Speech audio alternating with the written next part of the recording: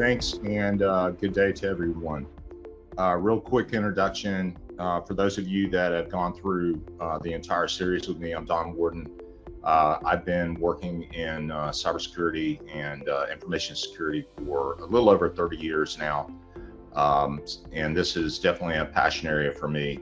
Today's session, we're going to go over some really critical components of recovery after incident response, and I can't wait to get into it. So let's go ahead and get to the agenda. So today we're going to cover the introduction, which is going to be the speed of the modern incidents. The dwell time and the attack time that we've seen with threat actors continues to get smaller and smaller. Back in, even 2 years ago, we were talking about dwell times that could be a month. Now we have threat actor groups that can go in and be in 24 hours, do everything they need to do, and in and out. So it's really critical that you're able to respond appropriately. We're going to walk through the IR lifecycle. We're going to cover the NIST lifecycle on that. We're going to go into containment. We'll talk about your recovery and resilience planning. I've got a case study, which is a consolidated case study that's built out of probably 3 or 4 different incidents that I've responded to, and how we went through the entire life cycle with those clients. And then we're going to go through some strategic takeaways, and then lastly, we'll have some time for question and answer for everyone. So, like I said, cyber incidents are really, really quick now. And so your response needs to be equally fast. In the old days, there were all types of different approval chains that people had to go through and wait on approvals for things to happen. We just can't do that now.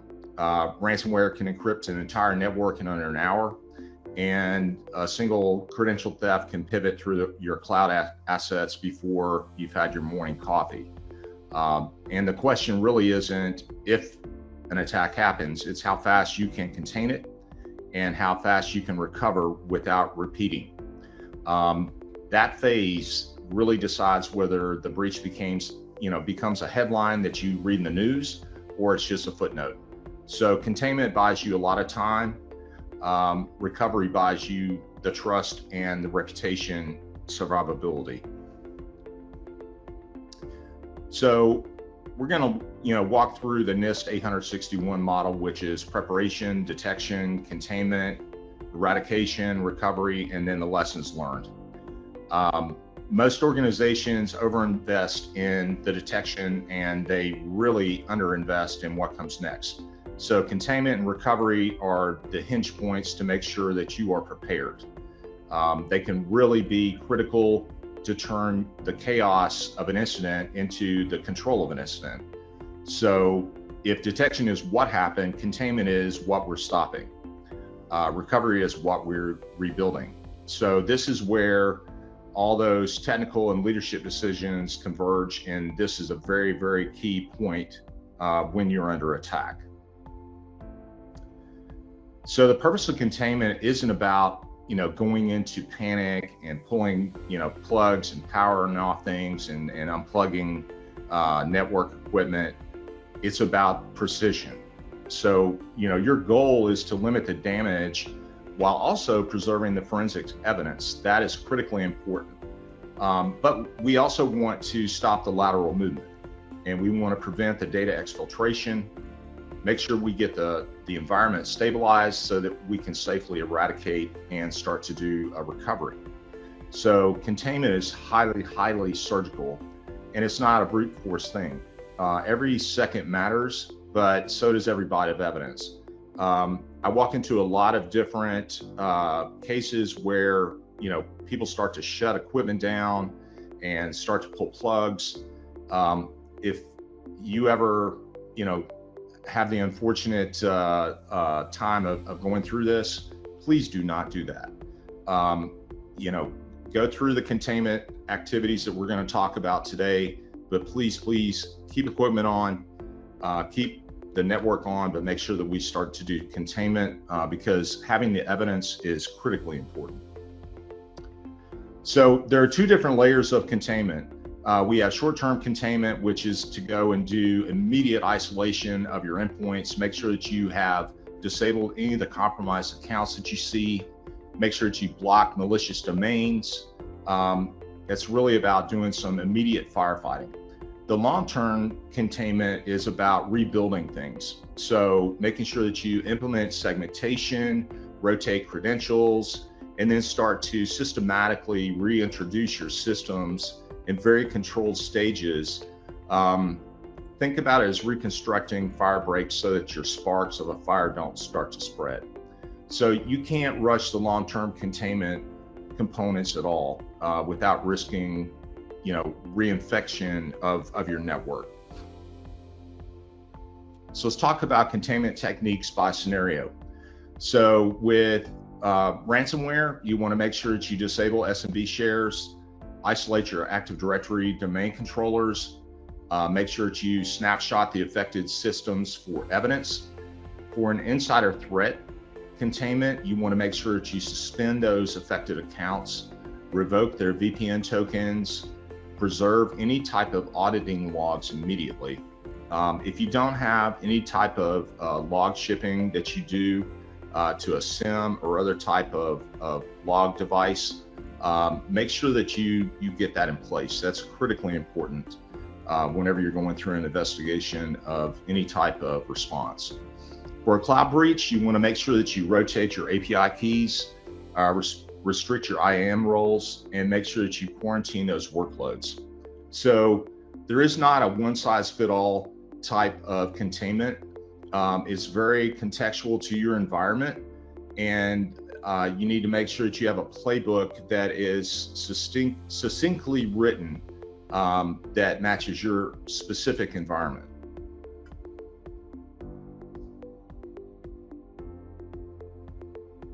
So the human element of containment is where most of the organizations fail.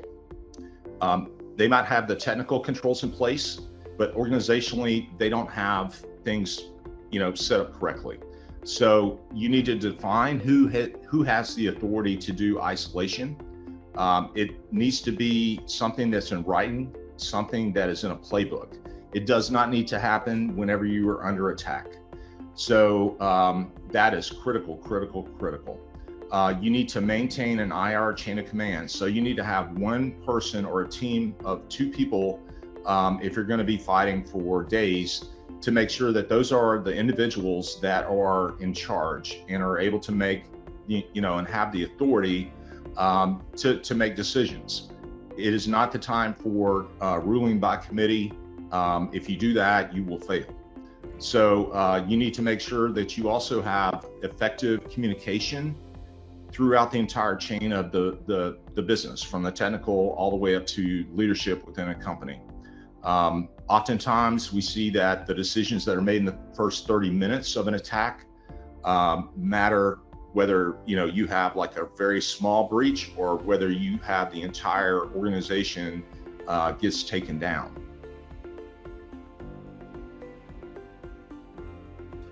So on the recovery side, we go from the survival mode whenever you're under attack to resilience. So when you start to do your recovery, you have to prove two things. Number one, the systems are operational. And number two, the systems are no longer compromised. So recovery means that you have validated backups, you have verified configurations, and your network posture is stronger than it was before. So if containment stops your bleeding, recovery rebuilds your body. But you're stronger and you're more immune to the same type of attack than you were prior to the attack. So let's look at a phased recovery approach. We want to rebuild in isolation. We want to have clean images only. We want to validate those backups. So if you have the ability to have hash match files, make sure you do that. Make sure that you verify the integrity of those backups. You want to make sure that you monitor the restored systems. Make sure that they're not doing beaconing out. That's where you need to make sure that you have complete command and control of your network and you understand and you've isolated what's inbound and what's outbound on your network. And then you want to gradually start to reintegrate different systems, not all at once. So skipping the validation phase or merging everything too soon is absolutely the number one cause of reinfection. It takes a lot of discipline because you get a lot of pressure from the business to get the entire environment back up as quickly as possible. But you need to make sure that you have the discipline to do this correctly. So let's look at recovering from a full encryption event. A recent case that I did, a healthcare system had every Windows host encrypted. They were able to start doing their containment within 90 minutes. Their domain controllers were isolated, their DHCP was frozen, and their EDR began doing endpoint triage with the SOC team. So we were able to do full AD recovery that we rebuilt from a golden image. We did data restores from their immutable backups that they had on site. And then we started doing staged integration and testing on isolated VLANs. Once we were able to determine that everything looked clean, there was no beaconing going on, then we were able to go and start to reintegrate those systems into their environment and get them back online. So all this stuff all happened within 72 hours time. And that's because they had a playbook and they had a plan.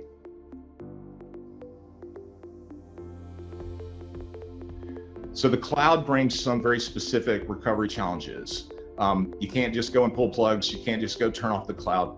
But the same containment rules are in place, right? You need to make sure that you reset your keys, restrict your IAM, and you need to redeploy your infrastructure as code. Snapshots, if you don't have snapshots in the cloud, make sure that you have snapshots. They are a safety net, but you need to make sure that those also are validated and that you're able to check the hashes on those as well. With hybrid environments, you have an additional layer of complexity that's in place. You have the local workloads that you have to worry about, you have the SaaS dependencies, and then you also have the problem of shadow IT that we see in a lot of businesses today. So you need to understand what all the ingress and egress points look like within the cloud. And it's very critical that you have a complete control of the orchestration and that you're not just doing this ad hoc. Again, make sure that you have a plan in place. So communicating during recovery is critical. It's not just a technical problem, it's a reputational problem. Every stakeholder within the environment wants to have updates, the executives, your customers, regulators, the press. If you don't control the narrative, someone else will. I've seen this time and time again, especially on publicly held companies where they would just go on something that they might have heard from someone, or an employee may leak information. So you need to make sure that you coordinate with your PR and legal. Make sure that you provide only verified facts and not any kind of speculation. You need to be transparent. You need to make sure that you have consistent messaging and it reinforces the trust with your clients and also with your internal stakeholders. I cannot stress enough, you need to make sure that you have an external breach counsel that controls all of these events for you. They are well-skilled. This is what they do. They know what they need to say. They know what they need to protect. They're there to make sure that your business does not get crushed by the onslaught of all the different things that are going to happen to you once you have an event. So here's some metrics that a lot of people look at. So we want to track the MTTC, which is the mean time to contain. How fast were we able to stop? MTTR, which is the mean time to recovery. How fast were we able to restore safely? What the recurrence rate looks like, if any, did it come back? And then the downtime cost, what did it cost the business? A lot of times you have business interruption insurance that you can use to go and make a claim to be able to get some money back from the time that was spent and the time that was lost in your business to be able to help your business recover from these types of events. So make sure that you understand those different types of metrics, understand how you need to be able to track them. So we want to build containment and recovery into an overall strategy and playbook. It doesn't just live in isolation. They've got to be part of your entire, life cycle playbooks. Put them in the IR playbooks, automate them through your SOAR, make sure your EDR rules and workflows have them in there, and embed segmentation into your overall architecture. Think about zero trust, micro-segmentation, immutable backups. I cannot stress enough, if you don't have immutable backups, you are truly, truly at risk. Threat actors we see go in and they just beat the snot out of backup systems. I don't care what the backup is, they will go and try to destroy it, whether it's on premise or whether it's in cloud. If you don't have immutable backups, you are toast. You want to make sure that you have a predefined golden image library of all the different types of servers that you have in place so that you can recover quickly. It's not about just surviving one breach. You want to make sure that you're ready for the next thing that may come and attack your business. So when seconds matter, you want to make sure that you're able to do automation. A lot of times humans will be able to do the detection, they'll get an alert, and the SOC goes and says, hey, we need to see what's going on. But you want to make sure that you are able to utilize AI-driven containment.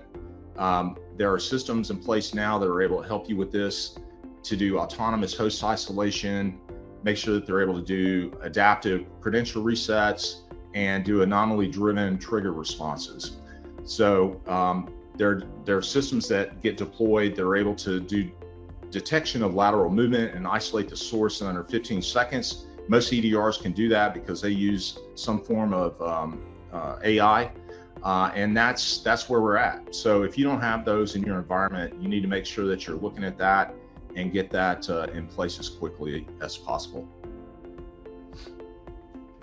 So let's look at a 72-hour breach case study. Hour zero, is when they did detection. We were able to see that there was lateral movement that was in progress. By hour 4, we were able to have complete containment of all the affected subnets. They were isolated. We started doing credential rotation. 24 hours in, we were able to do the golden image rebuilds. Hour 36, we started to bring on some, restored systems that were critical. So, I've said this in previous webinars, but you need to make sure you have a predefined list of the important systems within a business so that you know what you need to get done in priority order that's most critical to your business. By hour 72, we had a verified and clean production environment that we were able to get back online. So the key to all this was making sure that you had the playbook in place, you had those systems identified that you need to get recovered quickly, and that we had the validation points in place. Do not take shortcuts, do not get pressured by the business to get something online before it has been validated and tested. If you do that, then you risk having a reinfection.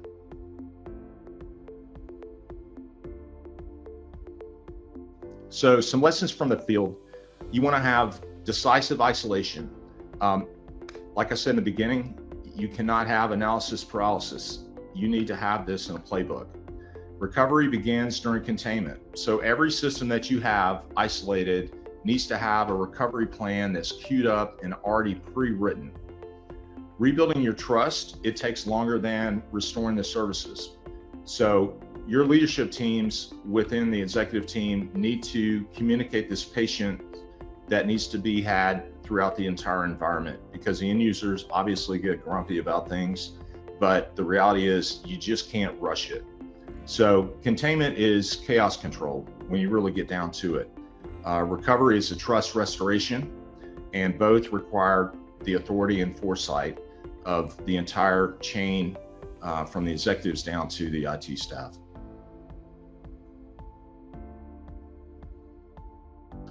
So closing the loop, the incident only ends when the lessons learned become muscle memory. You need to conduct structured after-action reviews. You need to update your containment metrics and playbooks. You need to feed the telemetry data that you have learned through this entire event back into your SOC automation.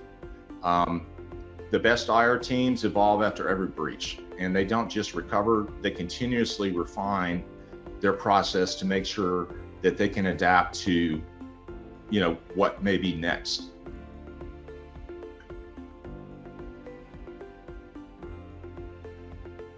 So let's look at the maturity models that define where a specific company may be at. So where are you at today? Are you at a level 1 or an ad hoc where you're just doing reactive firefighting? Are you at a level 2, which is that you have defined playbooks, but they're not tested? Are you level 3, where you are actually managed, where you have clear roles, you have metrics that are already tracked? Are you level 4, where you're optimized, you have automation and continuous review of all these different systems and processes? Or are you level 5, where you are autonomous, where you have AI-driven containment and recovery in place and use that to make sure that you're able to recover faster? So most companies are typically between a level 2 and level 3. They might have playbooks, but they typically don't go through and do testing or tabletop exercises or even real life exercises. This takes an investment of time and money. But again, you can go back to those metrics that we talked about. It's very measurable. And you can also equate all of those different times as you start to compress your timeline on your mean time to recover into what it really costs the business. So there's a pretty equal equation between the amount of money that you invest in this strategy versus the amount of money that it costs you to do a recovery. So when you are talking to the executive teams, just let them know that this is not just wasted money. This is actually money that's well spent. So to wrap up, containment defines your survival. Recovery defines resilience. The coordination outperforms chaos. And automation starts to accelerate those containment activities. And then the reflection turns your response into strategy. So having the mastery of those phases means that the next breach will be smaller, it'll be shorter, it'll be less destructive, and your leadership is going to be stronger for it. So you want to make sure that you have a continuous learning life cycle. So here are some things that you should take a look at to strengthen your IR maturity. So you want to take a look at the NIST 861 Rev 3. It is the foundation of a structured response. You want to look at the NIST CSF, respond and recover functions. You want to map those defenses that you have in place to the MITRE attack and defend. And then, of course, you can go and continue your refinement of your skills through looking at the CEH, CIR, and other programs that are out there. So knowledge is the only control that scales.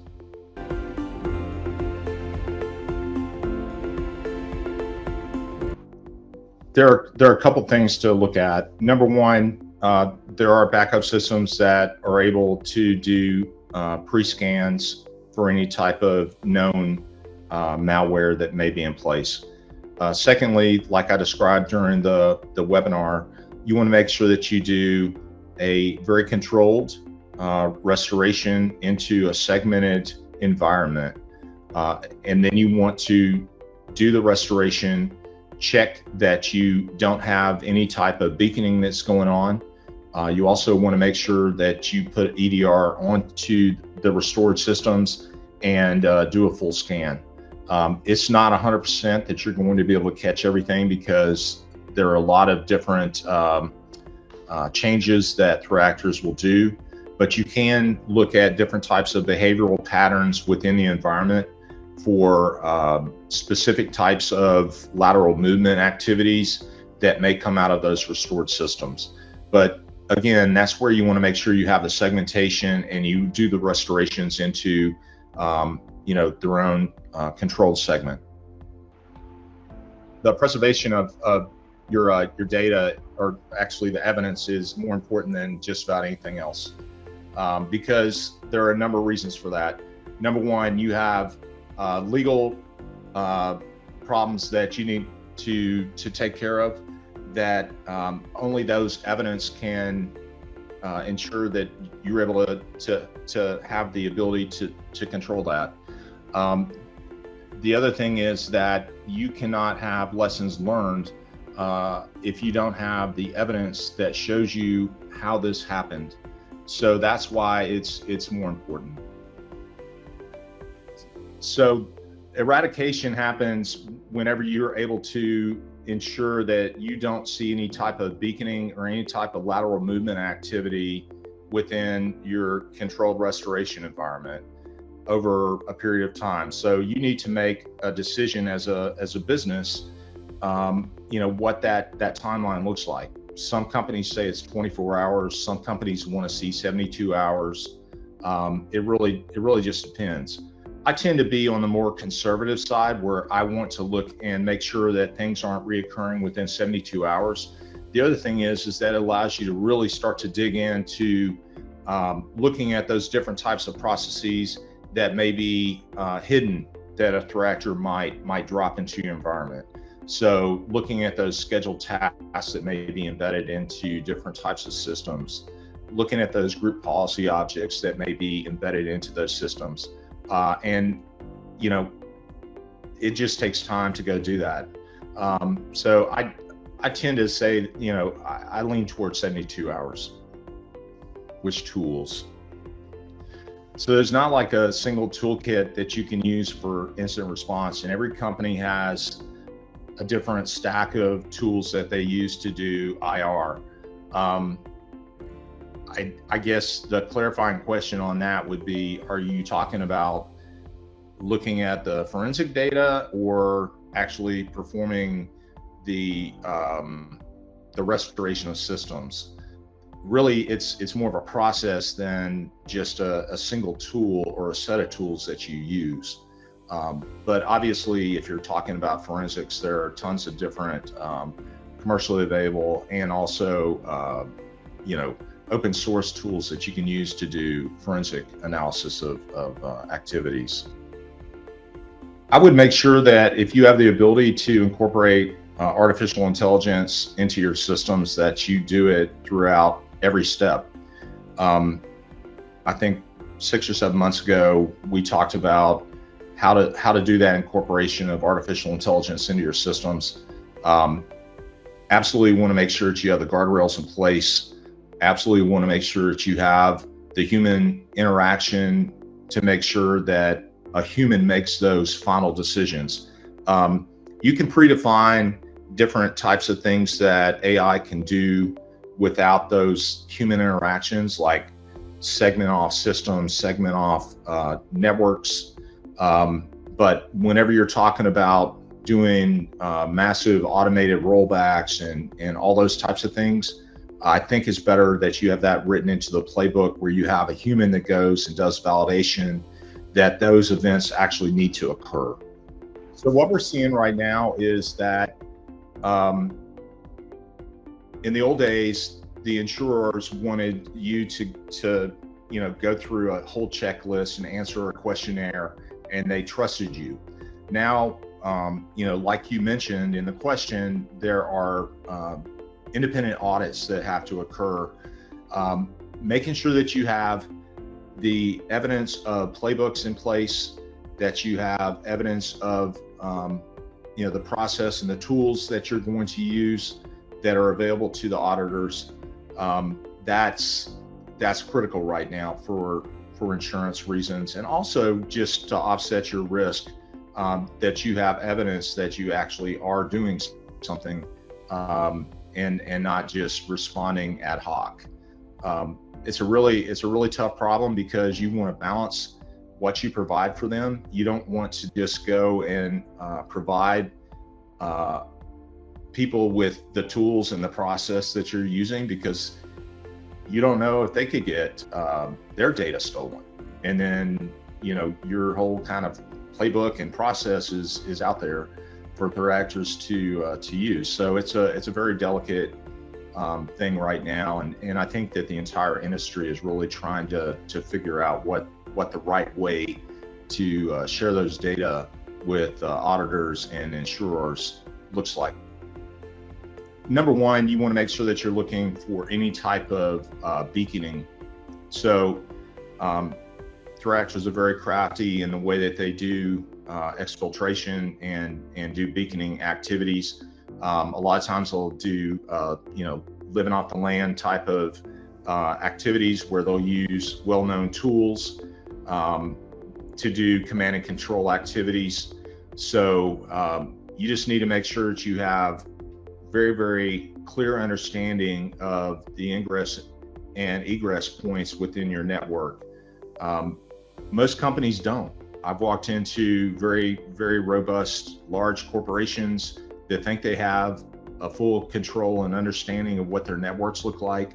And then all of a sudden, when we're doing a recovery and trying to do containment, we'll find that they've got, this hidden internet somewhere. So it's better to get ahead of that curve now. But honestly, looking at the beaconing, looking for any types of unusual lateral movement, simple changes that you just need to have baseline activity knowledge of, that's how you know. I mean, the key activities are absolutely containing the threat. So making sure that you have the network segments that are being affected and the systems that are being affected, have them isolated from the rest of the networks and systems. That is critically important. That doesn't mean turning them off. You can go and network isolate. Let's say we're talking about a virtual environment. You can go and take off the network so that affected machine or group of machines cannot communicate with the rest of the network, as an example. When you're talking about endpoints, then there are a couple of different strategies that you could use. You could allow your EDR to go and do the network isolation to where you only have telemetric data and command and control back to those systems. Otherwise, they're isolated from the network. More robust companies will also have NAC in place. So those are the things that I would look at. I think that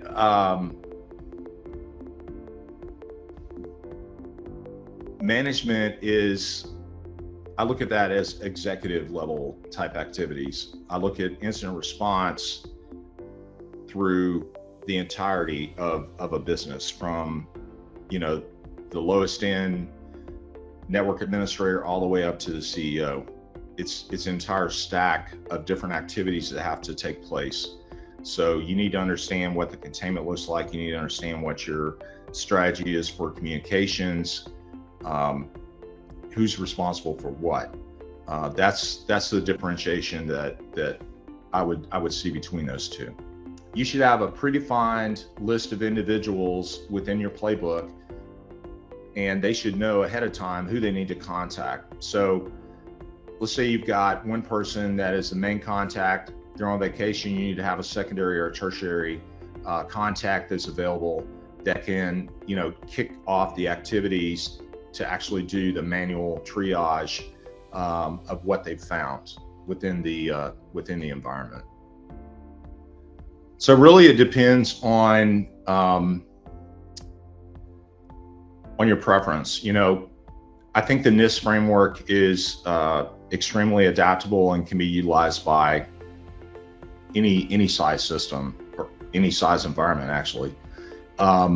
And I see most businesses adapt some sort of NIST type of system. There are also CIS controls that are out there that you could use for the frameworks.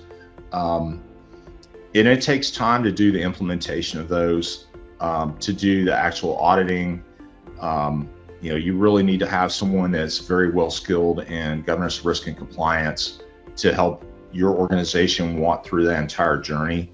It's not something you're just going to go and open up those frameworks one day and start to do the checkbox. You need to literally, it could take months to walk through this and understand what those controls actually mean, what the spirit of the control is, what you have in place for those specific control items, what your plan is for remediation of a control that you have not yet met yet. So it's really up to your business, but the CIS controls and then the NIST controls are two of the big ones. Well, the best way is just get started. A lot of companies just don't have plans. So, having awareness that you need a plan is step number one. Going through the entire exercise of building out a plan and a strategy, like I said, in the overall life cycles that are out there, going from an ad hoc to something that is autonomous, just understanding that you have a problem in that you don't have a plan is step number one. And then starting to understand, what frameworks that you want to use, who's, identification of who's going to play the roles of all those different things, who has authority to make decisions. It's just a process that just takes time. But you need to also act on those processes. You need to do tabletop exercises to make sure that your playbooks are actually accurate and they will actually do what you think they're going to do. A lot of people spend time and money with consultancies to build out these elaborate playbooks, and then when the moment of truth hits and there's an incident, they find that it doesn't work because they never did a tabletop exercise. They didn't walk through their playbooks. So you need to go through that. You're going to have an incident, whether it's small, it might be large. Make sure that you take those learnings and reincorporate that into your entire process. So the most common mistake is, is making sure that you don't stop egress immediately. So you need to make sure that you shut off the internet immediately. You want to make sure that on any systems that are affected, that you have them network segmented or the network is shut off for them. And then you want to make sure that you preserve the evidence. That way you can, number one, have the legal backing, and number two, you can have the lessons learned.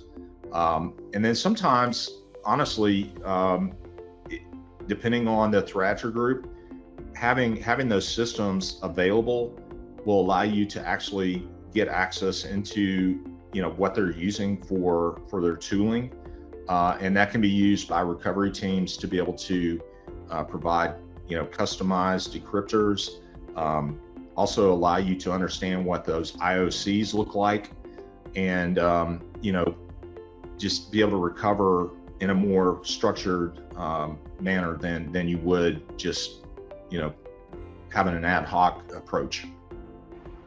Yeah, like I just described, I think the general approach for containment is to make sure that you do network isolation. You want to make sure that the internet is shut off so that there's no way for a threat actor to have command and control, no way for them to be able to do exfiltration of your data. Those are very, very key and critical. And then you just kind of work your way back into the systems, or you can go from center to edge and then work toward the middle. It really depends on your overall approach and your playbook that your company wants to use to do those activities.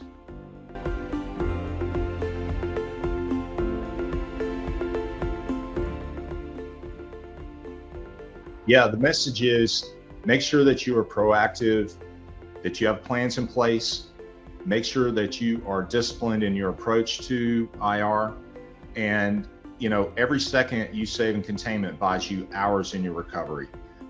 That means the blast radius is going to be smaller and recovery time is going to be shorter. And less recovery equals, less money spent and less data lost.